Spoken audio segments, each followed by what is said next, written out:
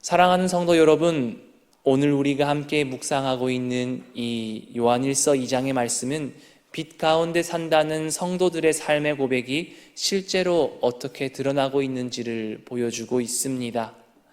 신앙이라는 것은 단순히 내가 하나님을 안다, 내가 하나님을 믿습니다 라는 말하는 데에서 끝나지 않습니다. 참된 믿음은 삶으로 드러난다라는 것입니다. 즉 말씀에 순종하고 형제를 사랑하고 세상을 분별하며 그리스도 안에서 거하는 삶으로 드러난다는 것입니다. 그러므로 오늘 이 말씀을 함께 묵상하며 나아갈 때에 우리의 삶 가운데 믿음의 실천이 어떻게 드러나야 하는지 돌아보는 시간 되기를 이 시간 간절히 소망합니다. 첫 번째로는요, 빛 가운데 거하는 사람은 말씀에 순종하고 형제를 사랑할 수 있어야 합니다.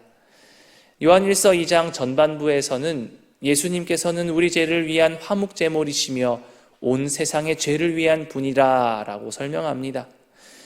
사실 우리가 먼저 하나님을 사랑한 것이 아닙니다.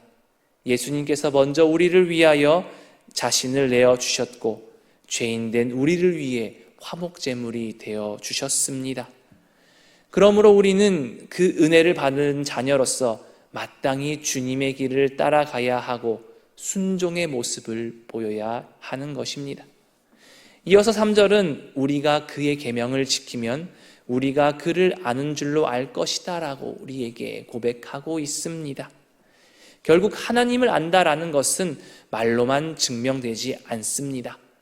하나님의 말씀을 지키는 삶으로 드러낼 때 우리는 하나님의 사랑을 순종하는 삶을 살아가게 되는 것입니다.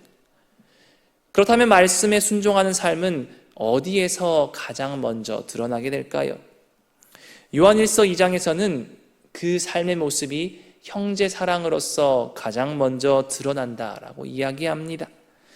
9절에서 구체적으로 빛 가운데 있다 하면서 그 형제를 미워하는 자는 지금까지 어둠에 있는 자다라고 우리에게 설명하고 있습니다.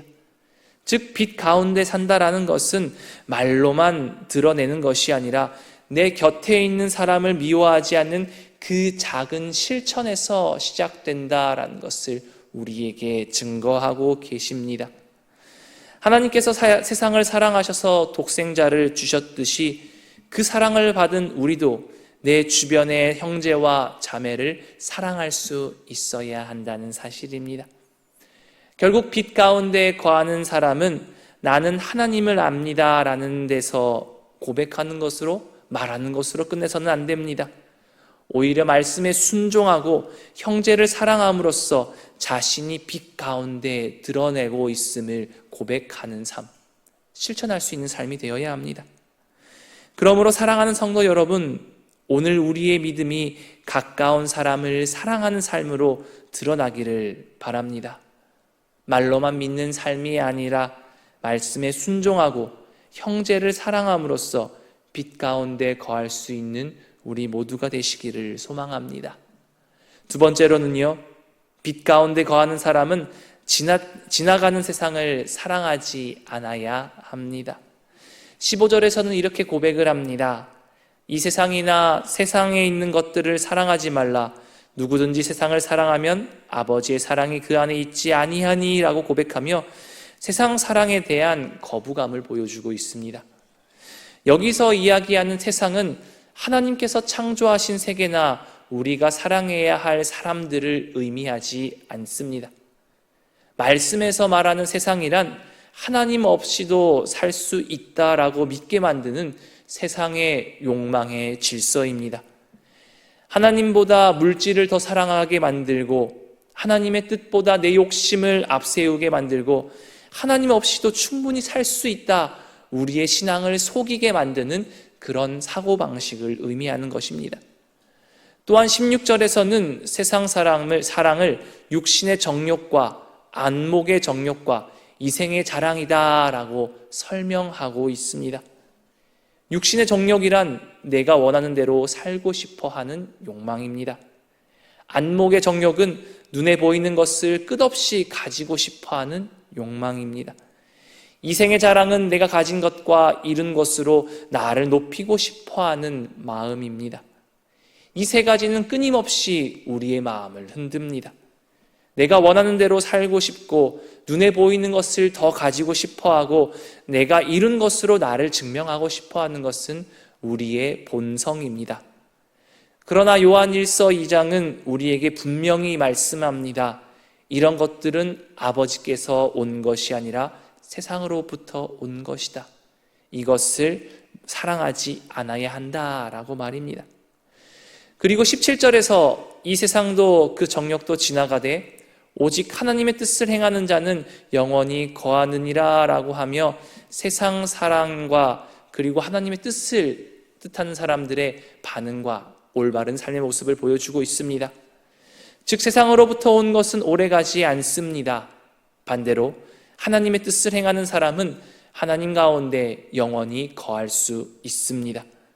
그러므로 14절 후반부 하나님의 말씀이 너희 안에 거하시며 너희가 흉악한 자를 이기었음이라 이 말씀처럼 하나님의 말씀이 우리 안에 거할 때 우리는 세상의 욕망을 이길 수 있음을 기억해야 합니다. 사랑하는 성도 여러분, 오늘 우리의 마음이 지나가는 세상에 빼앗기지 않기를 소망합니다. 육신의 정욕과 안목의 정욕, 이생의 자랑을 따라 살지 아니하고 우리 안에 거하시는 하나님의 말씀을 붙들며 살아가기를 이 시간 간절히 소망합니다. 세 번째로는요, 빛 가운데 거하는 사람은 거짓을 분별하고 그리스도 안에 거해야 합니다.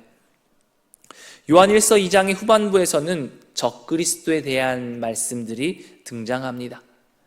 당시 교회 안에는 예수 그리스도에 대한 올바른 고백을 뒤흔드는 거짓된 가르침이 많았던 것 같습니다. 그래서 사도 요한은 성도들에게 거짓을 분별하라고 권면합니다. 이 말씀을 우리에게도 참 중요한 말씀입니다. 우리는 수많은 말과 가르침을 듣고 살아갑니다. 겉으로는 그럴싸해 보이고 때로는 신앙적인 말처럼 들리는 세상의 말들도 참 많습니다. 그러나 모든 가르침이 다 진리는 아닙니다. 빛 가운데 거하는 사람은 아무 가르침이나 따르지 않아야 합니다. 그렇다면 참과 거짓을 분별하는 그 기준은 무엇입니까? 간단합니다. 예수 그리스도에 대한 바른 고백이 참 기준입니다. 그렇기에 22절에서는 예수를 그리스도라고 부인하는 자가 거짓말하는 자다라고 말씀하고 있습니다. 결국 참된 믿음이란 예수 그리스도를 바르게 고백하는 것에서부터 시작됩니다. 그리고 24절 후반부에서는 처음부터 들은 것이 너희 안에 거하면 너희가 아들과 아버지 안에 거하리라 라고 고백하며 성도는 새로운 말, 자극적인 말, 특별해 보이는 말에 마음을 흔들리는 사람이 아니라 처음부터 들은 복음 안에 거하는 사람이다 라고 정확하게 우리에게 설명하고 있습니다. 즉 예수 그리스도께서 하나님의 아들이시며 우리 죄를 위한 화목제물이시고 우리를 생명으로 인도하시는 주님이심을 붙드는 삶을 의미합니다. 이처럼 빛 가운데 거하는 사람은 그리스도 안에 거하며 거짓을 분별합니다. 예수님을 바르게 고백하고 처음부터 들은 말씀을 붙들고 살아가며 그 말씀을 삶으로 살아가는 사람입니다. 그러므로 오늘 우리의 마음이 흔들리지 않는 삶이 될 수 있도록 다시 한 번 더 되붙잡기를 소망합니다. 아무 가르침이나 따르지 말고 예수 그리스도를 바르게 고백하며 처음부터 들은 복음 안에 거하는 우리가 되기를 소망합니다. 사랑하는 성도 여러분, 오늘 함께 묵상한 요한일서 2장의 말씀은 빛 가운데 거하는 사람의 삶이 무엇인가 우리에게 보여줍니다. 우리 모두 빛 가운데 거하는 자녀로서 우리의 믿음이 삶으로 드러날 수 있기를 바랍니다.